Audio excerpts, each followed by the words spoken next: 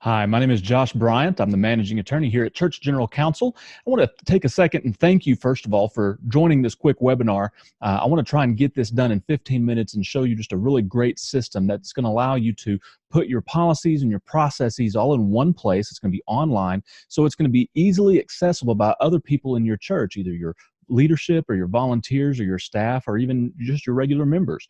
And so I want to put that all out there for you. But let me preface this webinar by saying this. You know, there's a phrase out there, the purpose-driven church. I appreciate where that's going, but it's not purpose that drives the church. All right, purpose motivates the church. It gives us a vision. It tells us this is where God wants us to go. But purpose doesn't drive us. Process drives us. Process is what drives the church. And so what we want to do is we want to make sure that we have a set of processes that are outlined, that they're in writing, so that everybody who's operating the church and doing the things that the church does knows exactly what to do, when to do it, and how to do it, and who to do it with. A lot of people will use this phrase, though, policy manual, that we want a policy manual to do that. Well, policy is easy. You don't necessarily need a policy manual, okay? The policy is that we report child abuse, okay? That's easy. That's one sentence, and that's your policy. How you do that, though, is what could get you into trouble. And what happens a lot of times in churches is that they don't have those processes in place that says, step one, here's what we do. Step two, here's what we do. Step three, here's what we do. And so they get this policy that says we report child abuse, and then they don't really know what to do with it. They don't know how to do it, so they invent their own ways of doing it. Well, when you do things different ways, when you do things inconsistently, it can create problems. And so we've got to make sure that we're doing this over and over and over again. Just like an engine turns over and over and over, these processes are what's going to drive your church, okay? It's not only going to drive it to be secure legally in things like mandated reporters and reporting child abuse, but it's also going to make you more effective and more efficient in things like assimilation and bringing in new members and inviting new guests and how you do Awana or RAs or whatever kids programs that you've got. There's so many different things that we do as ministries and as churches that if we'll put them down in processes, if we'll write them down and then train to those processes and train them and go over and over and over again, we're going to see ourselves not only be more secure, but more effective and more efficient as well. So let me show you this. I'm going to share my screen with you here so that you can see what this app looks like. All right. This is the Church General Counsel app. And this is the subjects tab that you'll see right over here. And the way this is set up is that there are subjects, there are topics, and then there are steps. Okay. And you can change these things to be anything you want to. You can change them to policies, procedures, and processes, or however you want to say it. But ultimately, it's broken down into 3 different hierarchical steps. Okay. And so with the process, this is just basically, you think of that like maybe a little ebook or a mini book, okay? Or with the topic here. You get down to the process level, and this right here, you can maybe call it a chapter out of the book. And then here, when you get down to the step level, we're going to call this maybe a sentence out of the book. And so we want to make sure that it's organized and it's well put together so that people can easily find what they need to look for. You can see here, I already have a pretty good outline of different policies and procedures. You've got your articles of incorporation, your bylaws, constitution, statement of faith, things like that. You've got your job and your personnel policies. You've got your information technology policy. How are we going to count the money? Who's going to be there? We don't want anything to get stolen. Our facility use policy. And so what happens if community groups want to use the facilities, or what steps, what processes are we going to go through in terms of securing the facility. You've also got the security process here where we're talking about how do we keep our facilities and our people secure. What do we do in the event of an active shooter? What are our steps? Where's our checklist? So forth and so on. Of course, big important thing right here, children, youth, and vulnerable adults. We've got to make sure we're taking care of those. And so this is where we're talking about background checks and how we go about vetting who's going to be working with children and trying to keep them secure from abuse and harassment. And then finally, you have down here that's published this pastoral care and qualification policies. Here we'll talk about how do you qualify a pastor, and when you ordain a pastor or ordain somebody, how do you go about doing that, and what are the steps involved in even counseling or going to visit somebody in the hospital. And so all of these things are things we can process out. And the same thing here. You can do so with your guest services. You can do it with your worship service. And so let me expand this out and show you, here's our procedures for the music ministry. Here's our procedures for a prayer minister that we've got. Here's what we do with preaching and how we determine who's going to be a guest speaker. Here's how we do the ordinances or sacraments depending on your faith tradition. And so how do we do the Lord's Supper? How do we do baptisms? So forth and so on. We can expand this out and we can look at all of these things and see exactly how your church can process these things out and put them in writing step by step what we're going to do. All right, and so when you look up here, that's the subjects tab. You've also got a users tab here, and this is kind of my admin account, but you can see I've set up a few people here just kind of playing around with this, but you can set people up. You've got their name, then you give them permissions. There are 4 different permission types. There's just a general type where you can just look at it. Then there's a creator type where they can actually go in and create content. There's the admin, which can actually go in and not only create content, but assign content, and will have to approve content. And then finally, there's admin with billing, where that covers the billing aspects of this software as well. You can run reports. You can see how many subjects they've completed. You can see what percentage of subjects they've completed, how long ago that they were signed in. They've got some invites that they may need to send out. If you've invited them to join the software and you're not, they can do that. You can do that here. You can archive former employees or former volunteers who you need to save their stuff, and I'll show you why that's going to be important here in a minute. But let me log in and I can show you my user account. So this is what you'll see when you log in and see a user. You can see, first of all, email address, contact information, photos, so forth and so on. You can see exactly what they have been assigned, okay? And so these are all of the subjects that I have assigned to myself that I need to go in and I actually need to complete. I need to go and look at the articles and the Constitution, the bylaws. I need to go through all of the topics and the things on finance policies and facility and property use, so forth and so on. And so then you can pull a report on these things as well, and it can kind of show you what the completion score was, how they finished it up, how many users are assigned. And so these are just all the different, this is actually an aggregate of all your different users. And so here's, if there's 4 users assigned to it, one of them has gone through system basics, one of them has gone through creating content, so forth and so on. All right. So that's a report. We'll go back to that in a minute, but I want to show you some more in this user tab, specifically this manage assigned subjects. Okay, so you can click on this and it's going to open up a pop-up window and you can see everything that's been assigned. Well, you know what? I've started working with children in my church. I'm actually going to be coaching my daughter's soccer team starting this week. And so I need to assign myself that policy and procedure. And so I'm going to click the radio box there, and I'm just going to click save. And then I'm going to get an email from myself under these circumstances that says, hey, you've got this new topic that you need to go in and you need to look at. And you can see all of those right here. And so that's new, and it showed up right there. And then this content complete went down. And so now I've got more that I've got to get done. So that is the users tab. There's a whole lot you can do there. You can also, again, run reports. And so we've looked at some of those. These are reports by subject name. You've got all sorts of different things that you can look at here. How many users have been assigned to that subject? What's the completion? How many topics are in there? How many tests are in that subject?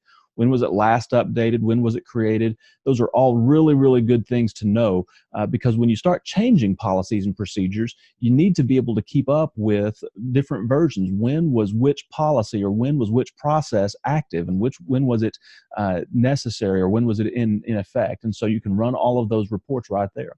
Then you've got the My Desk form. Here in the My Desk category, you can see first of all where you've left off, and so this is if you're just a general user, this is where you're going to see where you were last time you logged in. And so if you just need to continue where you were, you just click continue. But you can also see everything that's been assigned to you, and so that's a great place to start right there. You look over in the forum tab, and this is just a place where you can ask questions. It can be internal to your specific church, and so there can be comments or questions about policies and procedures and processes. You've got the library tab over here that people can see, and so you can see here that I don't have access to the personnel policy. If I would like to see that, I can request it. And then you as the admin are going to be able to determine whether or not that person really needs to see that particular subject or that particular set of processes. All right. There are also all sorts of settings and different things that you can do right here. And so you can set up user settings, your account info, different integrations. This is really, really good because there are several different integrations you can use. If you use Gusto for payroll, benefits, or HR, you can integrate there. Zapier's got several integrations here with Harvest, Teamwork. There's this Yes Insights, Google Calendar, Google Emails. You can do Slack. There's all sorts of different integrations that you can put in here. And then you look at the dashboard, and then you can see the recent activity in your account. And so here you can see that I assigned children, youth, and vulnerable adult policies and procedures to myself. And so you can kind of keep up with that. You can also see here the training completed, and this is going to be an aggregate of your entire organization. So in the organization that I've created here, I've got 154 topics assigned, and only 14% of them have been completed.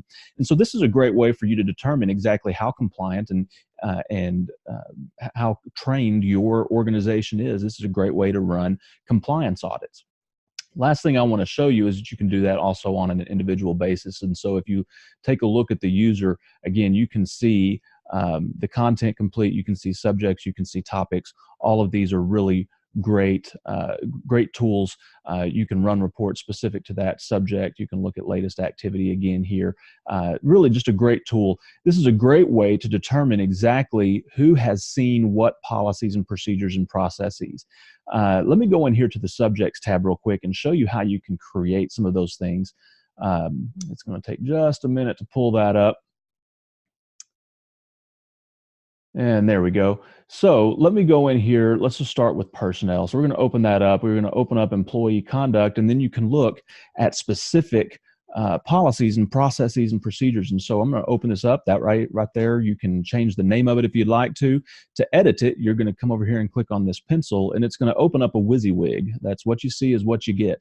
And so here is kind of a policy or a process that we go through in terms of your personal conduct. You can't view sexual conduct. You can't view pornography. You can't use a controlled substance without a valid prescription, so forth and so on. All of these things are necessary for your employees.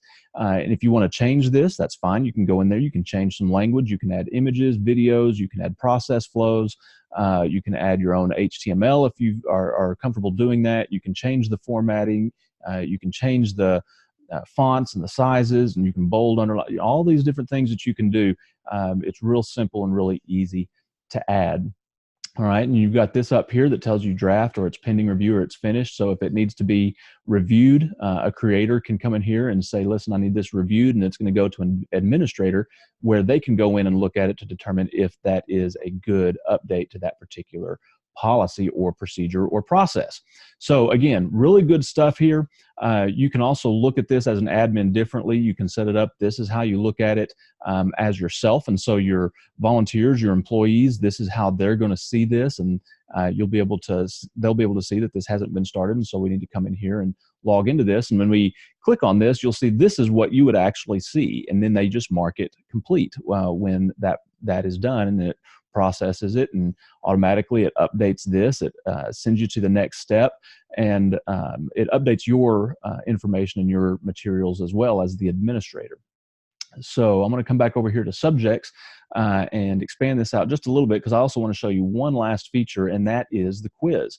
Ultimately, when people read these things, a lot of times it will get you to a position where it's just boring and people aren't paying a whole lot of attention. And so one of the things you can do instead is add a quiz. And so I'm going to come up here and I'm just going to edit this quiz real quick so you can kind of see what it looks like. But you can set it up to where this job description quiz, you want an 80% minimum passing score. You can determine whether or not you're going to ask questions in order. If you're going to randomize them from a question bank, you can do a random selection of questions display, or you can do all of them, and then you're going to send the test responses to a certain place. And then you sit here and just add new questions. And so it pulls up another WYSIWYG.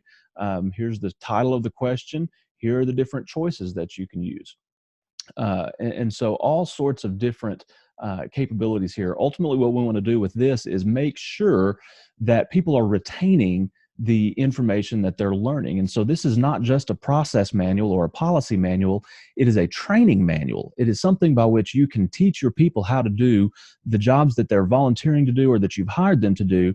And not only that, you can track how they're retaining that information. You can retain how they're viewing the different subjects and which ones they've seen and which ones they've not. You can set it up to where they automatically have to recertify on certain things. So for example, your mandated reporter, you may want that to be trained annually. Your sexual abuse policy, you may want that to be trained on annually. And so you set it up to where it automatically deletes all of their answers and sets them back to point 0, and then sends them an email saying, hey, you need to recertify on this particular subject and go in and read this and train on it again. And it puts you in a position where you can also do this in a manner where they can train on their own time, at their own pace, instead of having constant training seminars and things like that you're trying to get everybody to. All right, well, that does it for this webinar. I may have gone a little bit over. I apologize for that. If I can be of any assistance to you, I want you to reach out to us. Go to churchgeneralcounsel.com. There's ways you can set up appointments. We can do a video conference. We can have a phone call, whatever you need. Listen, this is a very, very simple tool. For most churches, it's going to cost $4,000 a year, and it covers all of this stuff that you've got, up to 100 users. If you don't need 100 users, it's going to be cheaper than that. In addition to that, not only do you get this software, but you have me on this end of it, looking at it and being able to offer you legal opinions as to whether or not your particular process is legally defensible. I can answer questions for you. If you just send me an email or give me a phone call, I'd be happy to do that. You're going to have access to an attorney who is also a pastor. I've been a pastor. I was ordained about 5 years ago. And served as the adult discipleship pastor at a large regional church. We ran about 2,500, and we were also one of the I was responsible for all the small groups, and so we had over 50 small groups, over 1,000 adults that I was responsible for leading. But I'm also an attorney, and so I've been doing a church legal work for about the same amount of time that I've been working on church staff. So give us a call. If there's anything that we can do to help you, that's what we're here to do. We are here for the church. We want to help the church be successful and accomplish its mission. Thank you so much for taking the time to watch this webinar. Head over to churchgeneralcounsel.com. or just click on that pricing tab, and it'll be a way for you to go ahead and retain the services that we offer. I hope I can be a big assistance to your church. I hope by the end of our relationship, you will be more secure, more effective, and more efficient at what you're doing. Thank you so much. God bless.